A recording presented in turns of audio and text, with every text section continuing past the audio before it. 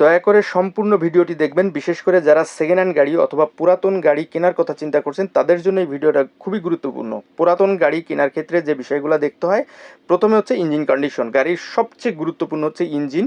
এই পুরাতন গাড়ির ক্ষেত্রে ইঞ্জিনটা কিন্তু অনেকবার ওভারহোলিং হয় বা কাজ করা হয়। আপনি যদি কম বোঝেন অবশ্যই ভালো দক্ষ মেকানিক অথবা এক্সপার্ট নিয়ে ইঞ্জিনটা চেক করে নেবেন। এরপর হচ্ছে গিয়ারবক্স, এটাও আপনি মেকানিক দিয়ে চেক করে নেবেন, কারণ গিয়ারবক্স দুই ধরনের হয়, অটো এবং ম্যানুয়াল।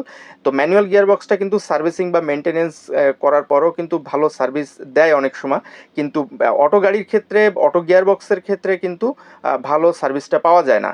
তো এটাও চেক করে নেবেন। এরপরে হচ্ছে আপনার এসি ফাংশন, আপনার গাড়িতে ভালো এসিটা কাজ করছে কিনা সেটাও মেকানিক দিয়ে চেক করে নেবেন বা নিজে চেক করবেন।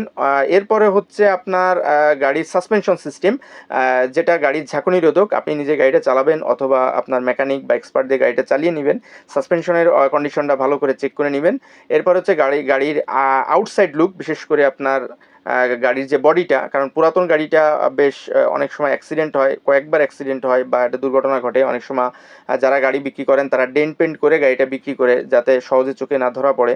এই জন্য আপনি এটাও ভালো করে চেক করবেন বা বিষয়টা মাথায় রাখবেন। এরপরে হচ্ছে গাড়ির ইনার সাইড ডেকোরেশন, এখানে ভালো মানের পার্টস ব্যবহার করা হয়েছে কিনা সেই বিষয়টাও খেয়াল রাখবেন। দেন হচ্ছে আপনার গাড়ি লাইটিং সিস্টেম, কারণ অনেক সময় যে লাইটগুলা ব্যাকডেট থাকে, ওল্ড মডেলের থাকে, সেই ক্ষেত্রে আপনি এখানে নিউ মডেল বা এলইডি বা ভালো প্রযুক্তির লাইট সেখানে ব্যবহার করা হয়েছে কিনা সেই বিষয়টাও খেয়াল করে দেখবেন। এরপরে হচ্ছে চাকা, আপনি চাকার কন্ডিশনটাও দেখবেন, কারণ পুরো গাড়ির ওজনটা বহন করে চাকা। তো আমার এই ভিডিওটা আমি মানে করছি যারা বিশেষ করে পুরাতন গাড়ি কিনবেন তাদের জন্য। তো আমার ভিডিও ভালো লাগলে সবাই লাইক কমেন্ট শেয়ার করবেন। ধন্যবাদ।